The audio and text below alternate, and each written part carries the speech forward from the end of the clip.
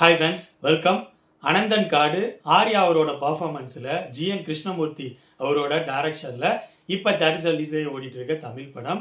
இந்த படத்தை ஒரு பொலிட்டிக்கல் ஆக்ஷன் த்ரில்லர் படமாக ப்ரெசென்ட் பண்ண ட்ரை பண்ணியிருக்காங்க. இந்த படத்தோட ட்ரெய்லர் பார்க்குறப்ப எனக்கு அது ரொம்ப இம்ப்ரெஸ் பண்ணியிருந்த மாதிரி இருந்துச்சு. என்ன ட்ரெய்லர் இம்ப்ரெஸ் பண்ண லெவலுக்கு படம் இம்ப்ரெஸ் பண்ணிச்சா இல்லையா அப்படிங்கிறத இந்த வீடியோவில் பார்ப்போம். அதுக்கு முன்னாடி என்னோட வீடியோஸ் பாருங்க, பிடிச்சிருந்தா லைக் பண்ணுங்க, கமெண்ட் பண்ணுங்க, ஷேர் பண்ணுங்க. அப்படியே என்னோட சேனலை சப்ஸ்கிரைப் பண்ணுங்க. இந்த படத்தோட ஸ்டோரி கோவால ஸ்டார்ட் ஆகுது. சுனில் அவரோட பொண்ணு வெட்டிங்கை பயங்கர கிராண்டா செலிப்ரேட் பண்ணிட்டு இருக்காரு. அங்க வர ஒரு கேங் அவரை துப்பாக்கி முனையில லாக் பண்றாங்க. அப்படியே ஸ்டோரி கட் பண்ணா 1989 இலங்கை வார் அந்த டைம்ல காட்டுறாங்க. இலங்கை தமிழரான ஆர்யா அந்த வார்ல தன்னோட ஃபேமிலியை இழந்து இந்தியாவுக்கு வர்றாரு. இந்தியாவில் கேரளா தமிழ்நாடு பார்டருக்கு வர்றாரு. அங்க இந்திரன்ஸ் அவரோட கேங்ல ஜாயின் ஆகுறாரு.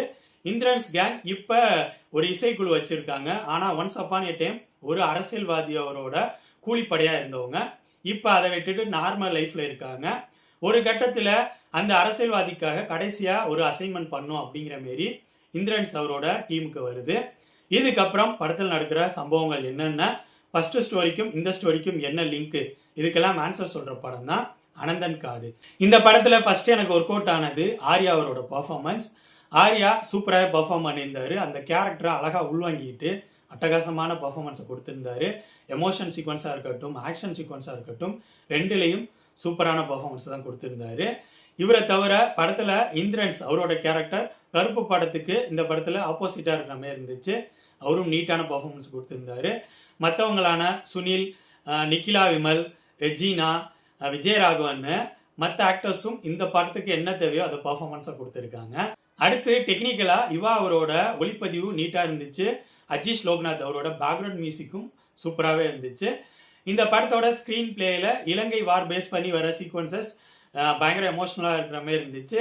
அது மட்டும் இல்லாமல் படத்தில் வர ஆக்ஷன் சீக்வன்சஸ் நல்லாவே இருந்துச்சு. இதை தாண்டி இந்த படத்தோட ஸ்கிரீன் பிளேல எனக்கு நிறைய விஷயங்கள் டோட்டலாக ஒர்க் அவுட் ஆகவே இல்லை.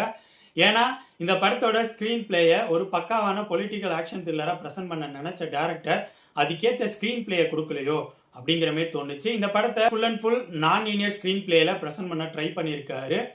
அது அந்த அளவு ஒர்க் அவுட் ஆகலையோ, இந்த படத்தோட ஸ்கிரீன் பிளேல சில இடங்கள்ல அது குழப்பத்தை உருவாக்குதோ அப்படிங்கிற மாதிரி தோணுச்சு. அது மட்டும் இல்லாம இந்த படத்தோட ஸ்கிரீன் பிளேல நிறைய இடங்கள் லேக் ஆகுற மாதிரி ஃபீலை கொடுத்துச்சு.